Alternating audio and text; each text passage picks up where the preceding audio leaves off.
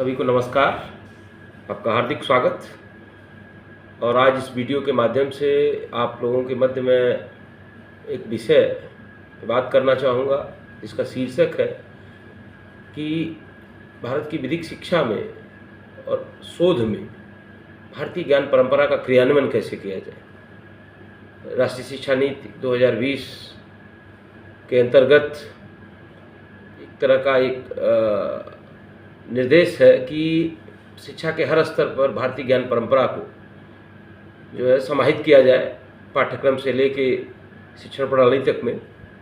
और जब हम बात करते हैं कि विधिक शिक्षा में इसका क्रियान्वयन कैसा किया जाए, तो हमें थोड़ा सा विधिक शिक्षा के इतिहास को और विधिक व्यवस्था का भी इतिहास समझना होगा कि भारत के ऊपर ये विधि की व्यवस्था कब से लागू हुई, भारत की व्यवस्था जो है वो विधि के आधार पर कब से प्रारंभ हुई, और उसके पहले क्या कोई भारत की अपनी व्यवस्था थी जिसके तहत जो है शासन प्रशासन और सामाजिक व्यवस्था चल रही थी, और राज्य का कितना हस्तक्षेप था उस व्यवस्था में।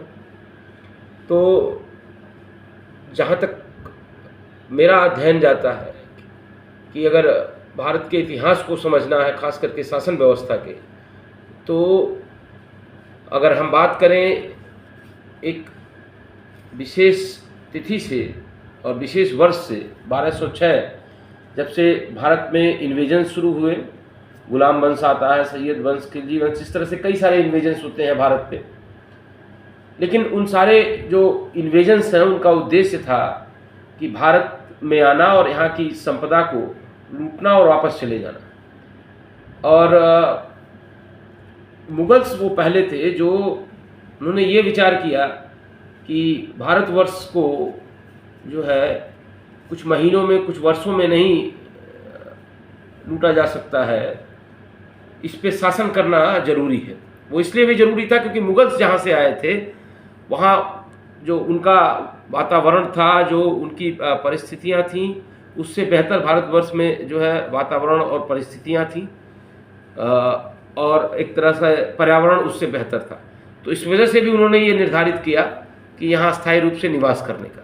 और दूसरा, भारत में इतना वैभव संपदा थी कि उन्हें ऐसा लगा कि इसको कुछ दिनों, कुछ महीनों, कुछ वर्षों में नहीं लूटा जा सकता है। तो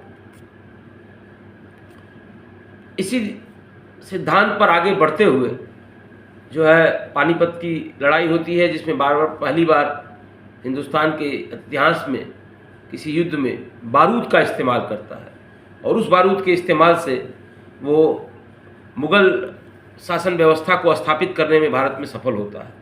और उसके बाद काफ़ी लंबे अरसे तक, या यूँ कहें जब तक कि अंग्रेज़ों ने भारत की शासन व्यवस्था नहीं संभाली, तब तक मुग़लों का शासन काल चला।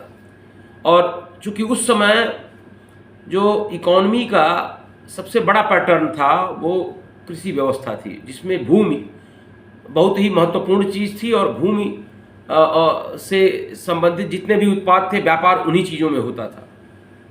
तो इसीलिए मुगल्स ने जो है अर्थव्यवस्था की वो महत्वपूर्ण कड़ी को पकड़ा, और उन्होंने जो कानून बनाए वो भूमि से संबंधित कानून बनाए। उस पर कितने लगान लिए जाने चाहिए, कौन से कर लगाए जाने चाहिए, और भूमि का मेजरमेंट कैसे किया जाना चाहिए। तो इसलिए अगर आज भी हम देखें तो गांव में आज भी मुगल काल की ही प्रणाली जो टोडरमल और दसाला सिस्टम की, उसी के तहत ज़मीनों का मापन किया जाता है। आज भी जो है भूमि से संबंधित कमोबेश वही व्यवस्था ब्रिटिशर्स के द्वारा भी कंटिन्यू की गई।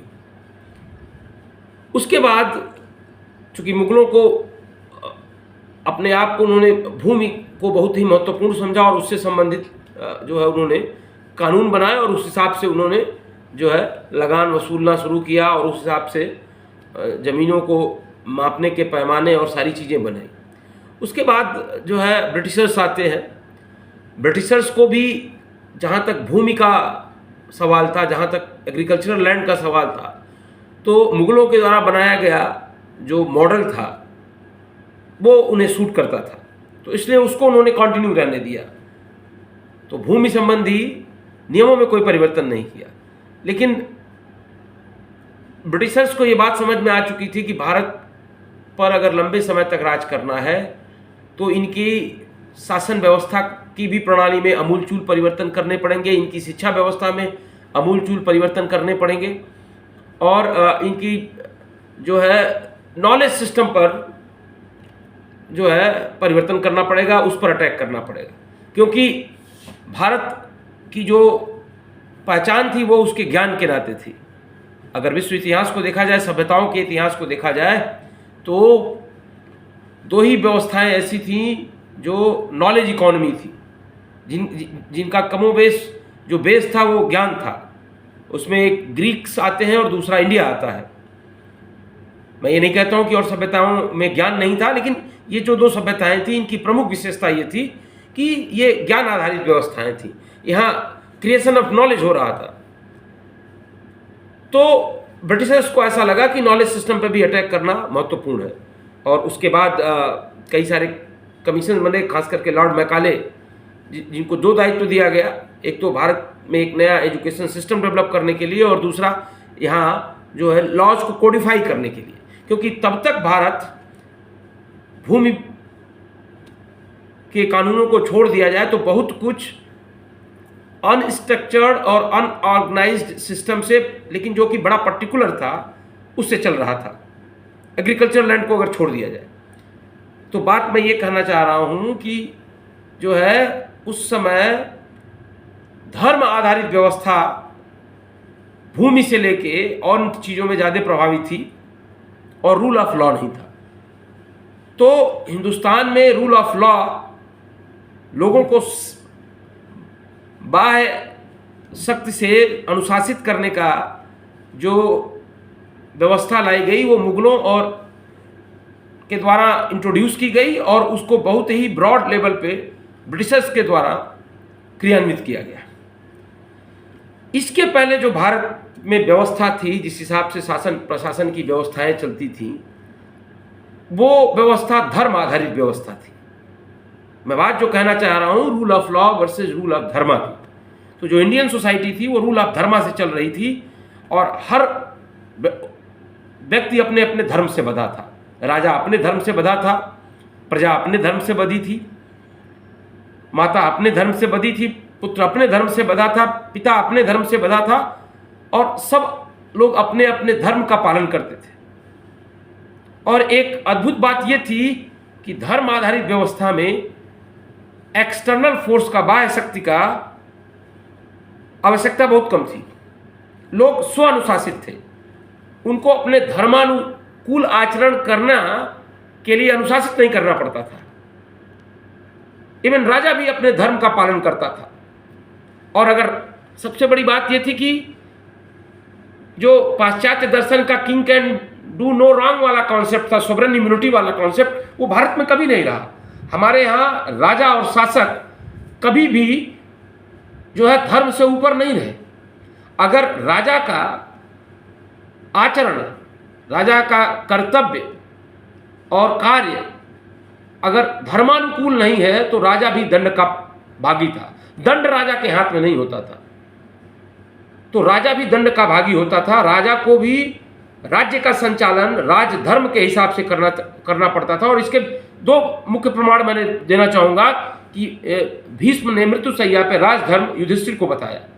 चाणक्य ने अपनी पुस्तक में राजधर्म जो है अपने शिष्य चंद्रगुप्त को बताया। तो भारत में राजा भी धर्म से बंधा हुआ था। और जब हम धर्म की बात करते हैं तो एक चीज मैं बहुत ही स्पष्ट कर दूं शुरू में कि धर्म और religion is all together two different concepts. ये एक नहीं है। हमारे यहाँ धर्म का मतलब रिलीजन नहीं हो सकता है। रिलीजन को आप पंथ मान सकते हैं, कुछ और कह सकते हैं, लेकिन कम से कम धर्म नहीं हो सकता। धर्म एक बड़ा कॉन्सेप्ट था। धर्म एक व्यवस्था थी जिसमें पुरोहित का भी अपना धर्म होता था, जिसमें ब्राह्मणों का अपना धर्म होता था, जिसमें क्षत्रिय का अपना धर्म होता था। और इस तरह से समाज एक धर्म आधारित व्यवस्था पर चल रहा था और सभी लोगों को अपने धर्म का पालन करना स्वानुशासित तरीके से अनिवार्य था। और जो अपने धर्म का पालन नहीं करता था उसको पापी माना जाता था। और कुछ तो ऐसे चीजें थी जो अक्षम्य अपराध थे। और तब उसके लिए दंड का प्राविधान था। तो जो मैं बात कहना चाह रहा हूं कि भारत के लोग जो है धर्म आधारित व्यवस्था के आदि थे। हमारे मूल में धर्म आधारित व्यवस्था थी। हम बाह्य अनुशासन से ज्यादा, राजा को हमें बहुत अनुशासित नहीं करना पड़ता था। राजा हमारी केवल रक्षा करने के लिए बाह्य आक्रमणों से और हमारे लिए हमारी जो मुख्य आवश्यकताएं थी उसकी आपूर्ति के लिए और एक व्यवस्था सुचारू रूप से चले उसके प्रबंधन के लिए होता था। राज्य का बहुत ज़्यादा व्यक्तिगत जीवन में, बहुत ज़्यादा सामाजिक जीवन में हस्तक्षेप नहीं था। जितनी आवश्यकता थी उतना ही हस्तक्षेप था और उतना ही राजधर्म जो है अलाउ करता था। और हमारे यहां राजा धर्म से परे नहीं था। तो ये धर्म आधारित व्यवस्था के तहत भारत का शासन चल रहा था। लेकिन जब मुगल्स और ब्रिटिशर्स आए तो उन्होंने कानून का शासन, और खास करके ब्रिटिशर्स ने रूल ऑफ लॉ लाया, जिसके लिए रूल ऑफ लॉ के लिए जो है हमें एक्सटर्नल फोर्स की जरूरत होती है, जैसे पुलिस की, जैसे एग्जीक्यूशन के लिए कार्यपालिका की, न्यायपालिका की। ये सारी चीजें ये धर्म आधारित व्यवस्था में भी थे, लेकिन उनका स्वरूप अलग था, उनका दायित्व अलग था, उनकी कार्यप्रणाली अलग थी। लेकिन हमारे ऊपर ये रूल ऑफ लॉ एक तरह से थोपा गया। तो बात मैं जो कहना चाह रहा हूं कि अगर हमें विधिक शिक्षा में या विधिक शोध में भारतीय ज्ञान प्रणाली को क्रियान्वित करने का प्रयास करना है तो सबसे पहले हमें ये इतिहास समझना बड़ा जरूरी होगा कि हम भारत की जो धर्म आधारित व्यवस्था थी उससे किन प्राचीन सिद्धांतों को लेके आज उनकी समीचीनता स्थापित कर सकते हैं। मैं ये नहीं कहता कि धर्म आधारित व्यवस्था के सारे सिद्धांत आज पूर्णतः यथा स्वरूप प्रभावी और क्रियान्वित किए जा सकते हैं, लेकिन बहुत सारे ऐसे सिद्धांत हैं जो आज की इस विधि व्यवस्था में भी प्रासंगिक हैं, या आज की विधि व्यवस्था के बहुत सारे सिद्धांत उन धर्म आधारित सिद्धांतों का ही प्रतिरूप है। जैसे मैं एक उदाहरण देके इस वीडियो को समाप्त करूंगा और इसके भाग 2 में मैं और विशेष रूप से इस पे बात करूंगा कि एक उद्देश्य ले एक अंतर्राष्ट्रीय विधि हम पढ़ाते हैं जहां की अभी तक principles recognised by civilised nation के कॉन्सेप्ट में भारत का सर्वे भवन्तु सुखिनः सर्वे सन्तु निरामया सिद्धांत या वसुधैव कुटुंबकम का सिद्धांत, या जहां हम विश्व शांति की बात करते हैं, वनस्पतय शांति विश्व शांति, ये सारे सिद्धांत हम नहीं पढ़ाते हैं। क्यों? क्योंकि ये माना ही नहीं गया कि India was a civilised country. और उस समय जो अंतर्राष्ट्रीय विधि का जो स्रोत है, जो कि institute of international court of justice के इंस्टीट्यूट के अनुच्छेद 38 में दिया गया है, उसमें इन सिद्धांतों को पाश्चात्य अंतर्राष्ट्रीय विधि के विद्वानों द्वारा इसकी मान्यता ही नहीं दी गई। जबकि मैं आप सबके सामने ये प्रश्न रखता हूं कि क्या विश्व शांति को स्थापित करने के लिए विश्व में एक सोशल सॉलिडेरिटी और सौभामिकता और साहचर्य स्थापित करने के लिए क्या इससे बड़ा कोई सिद्धांत हो सकता है जहां जो है हम बात करते हैं कि अयम निजा परे वेति च, ये मेरा है, ये दूसरे का है, गणना च लघु चेतसाम, ये जो है नैरो माइंडेड लोगों की गणना है, ये जो है संकुचित मानसिकता के लोगों की गणना है, कैलकुलेशन है।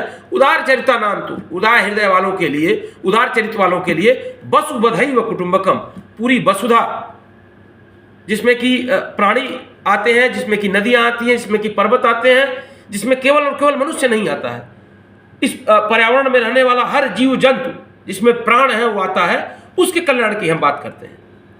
तो मुझे नहीं लगता है कि इससे बड़ा कोई सिद्धांत विश्व शांति के लिए प्रासंगिक हो सकता है। इसके अतिरिक्त बहुत सारी चीजें हैं। बस एक बात से मैं भारतीय ज्ञान परंपरा की एक सूक्ति से अपनी बात को समाप्त करूंगा। सर्वे भवन्तु सुखिनः सर्वे सन्तु निरामया सर्वे भद्राणि पश्यन्तु मा कश्चित् दुःखं भाग् भवेत्। इस सूक्त में हम सबके कल्याण की बात करते हैं, सबके दुखों के हरण की बात करते हैं। न तो हम काम है राज्यम न स्वर्गम न पुनर्भवम काम है दुक्ताप्ता नाम प्राणी नामार्ति नाशनम। मुझे राज्य की कामना नहीं है, मुझे स्वर्ग की कामना नहीं है, मुझे किसी तरह के सुख की कामना नहीं है। मैं इस धरा पर, इस प्रकृति पर प्राणी मात्र के कष्टों को दूर कर सकूं, ऐसी मेरी कामना है। विचार करिए, क्या इससे भी बड़ा दर्शन विश्व शांति के लिए हो सकता है? ये प्रश्न मैं आप पे छोड़ता हूं और इन्हीं शब्दों के साथ इस वीडियो के भाग 1 को मैं समाप्त करता हूं। जय हिंद, जय भारत।